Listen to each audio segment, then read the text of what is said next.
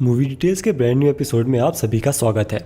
Video शुरू करने से पहले मैं आप सभी को थैंक्स कहना चाहूँगा क्योंकि हम 10,000 सब्सक्राइबर्स कंप्लीट कर चुके हैं, वो भी बहुत ही कम टाइम के अंदर। 20 जून को 1K सब्सक्राइबर्स कंप्लीट हुए थे। पता नहीं इतनी जल्दी 10K कैसे हो गए, आप लोगों ने क्या किया, कैसे किया, मुझे कुछ नहीं पता। तो यार ऐसे ही सपोर्ट बनाए रखना, और अभी तो बस शुरुआत हुई है। वैसे आज की इस वीडियो में मैं आपको एवेंजर्स एज ऑफ अल्ट्रॉन की कुछ ऐसी डिटेल्स बताऊंगा जो हो सकता है आप नोटिस नहीं कर पाए। तो चैनल पर नए हो तो चैनल को सब्सक्राइब कर दो और बिना किसी देरी के हीरोगिरी शुरू करते हैं।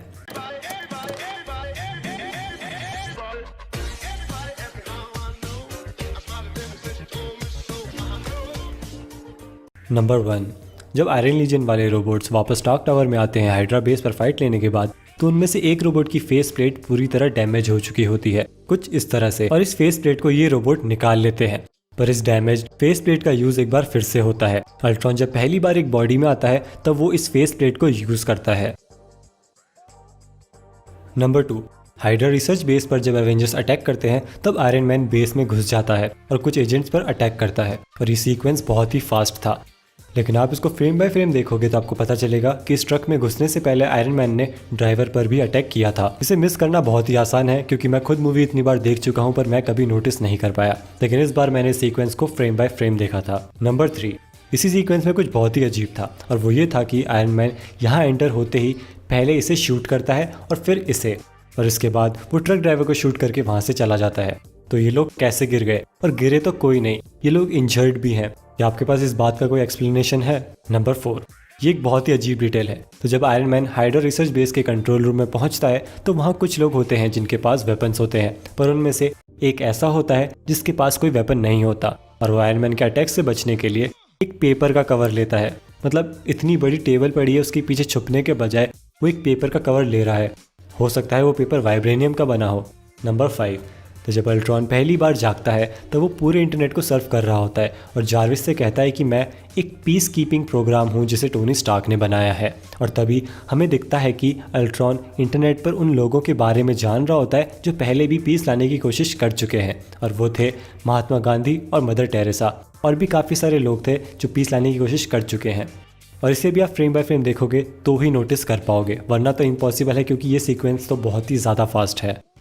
नंबर 6, इसी सीक्वेंस में दिखाया जाता है कि वर्ल्ड वॉर 1 में 1,99,83,843 कैजुअलिटीज़ थी, और वर्ल्ड वॉर 2 में 2,99,12,500 कैजुअलिटीज़ थी। तो ये सच है, ये एग्जैक्ट फिगर है। जब मैंने इंटरनेट पर इसके बारे में देखा तो मुझे पता चला कि वर्ल्ड वॉर 1 में 20 मिलियन कैजुअलिटीज़ थी और वर्ल्ड वॉर 2 में 30 मिलियन। लेकिन इस सीन में जो फिगर यूज़ हुआ है वो मुझे कहीं नहीं मिला। पता नहीं मार्वल ने ये एग्जैक्ट फिगर क्यों यूज़ किया, या उन्हें ये कैसे मालूम चला, क्योंकि शायद इंटरनेट पर इस फिगर से रिलेटेड कोई भी इन्फॉर्मेशन नहीं है। अगर आप इस पर्टिकुलर फिगर के बारे में कुछ भी जानते हो तो कमेंट सेक्शन में ज़रूर मेंशन कर देना। नंबर 7, मूवी की शुरुआत में इस बच्चे को दिखाया जाता है और उसकी मदर को भी, और उसके बाद फिर से हमें ये दोनों दिखते हैं इस सीन में। और जब शील्ड सबको रेस्क्यू करने आती है तब एक बार फिर से इन दोनों को दिखाया जाता है। अब इनका एवेंजर्स से क्या कनेक्शन है मुझे नहीं पता, और ना ही ये पता है कि ये दोनों किसी और मूवी से कनेक्टेड है या नहीं। हो सकता है हमें MCU में आगे चलकर इस बच्चे के बारे में कुछ और बताया जाए। नंबर 8, इस सीन में ब्रूस बैनर के पीछे जो दीवार है वहाँ पर हम cap salutes you war bonds वाला पोस्टर देख सकते हैं जो कि captain America the first Avenger में बनाया गया था। नंबर 9, शील्ड के पुराने डॉक्यूमेंट्स देखते वक्त एवेंजर्स को वकांडा के बारे में पता चलता है और वो इसकी और इन्फॉर्मेशन निकालने की कोशिश करते हैं। ब्रूस बैनर इंटरनेट पर वकांडा के बारे में कुछ पता लगा लेता है, और जो 2 पैराग्राफ्स हमें स्क्रीन पर दिख रहे हैं ये डायरेक्टली विकीपीडिया से लिए गए हैं।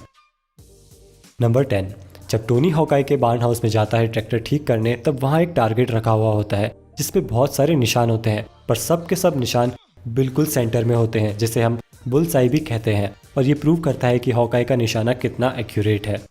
वीडियो यहाँ तक देख ही लिया तो लाइक कर दो, अभी तो पूरी 10 डिटेल्स बाकी हैं, और वीडियो के एंड में मैं आपको सबसे एपिक और मेरी फेवरेट डिटेल बताने वाला हूँ। नंबर 11, जब टोनी नेक्सस इंटरनेट हब पर जाता है अल्ट्रॉन को ढूंढने, तब वहाँ 2 इंटर्न्स खड़े होते हैं, और ये लड़की टोनी के साथ एक पिक्चर भी क्लिक कर लेती है इस लड़के की मदद से, और इसके बारे में ना तो टोनी को पता चलता है और ना ही ऑडियंस को।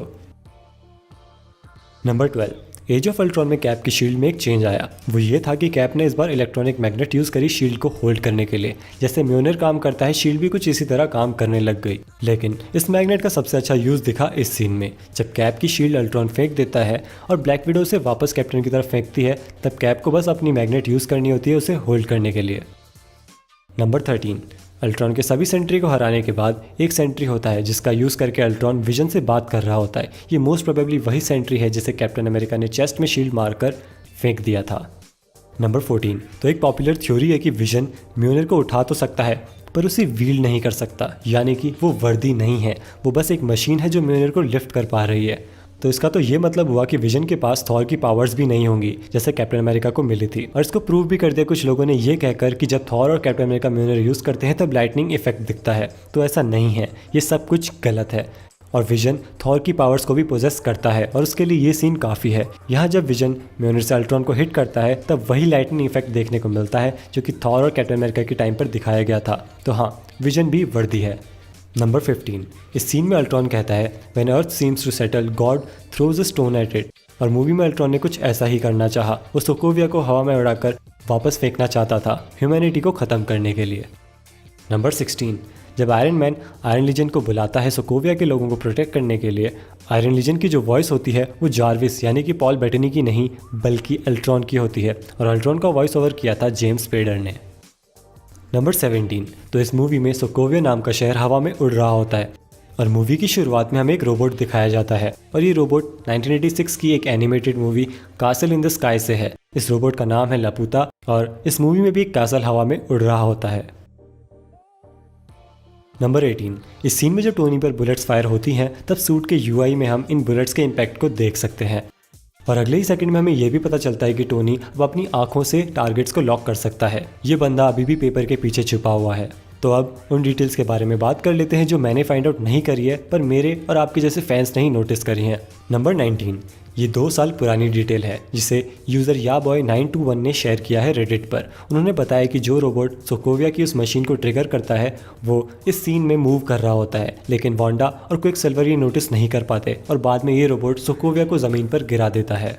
नंबर 20, ये डिटेल मेरी फेवरेट है। हालांकि ये भी 2 साल पहले नोटिस कर ली थी जोशी नाम के यूज़र ने, पर शायद मैं कभी नोटिस नहीं कर पाता।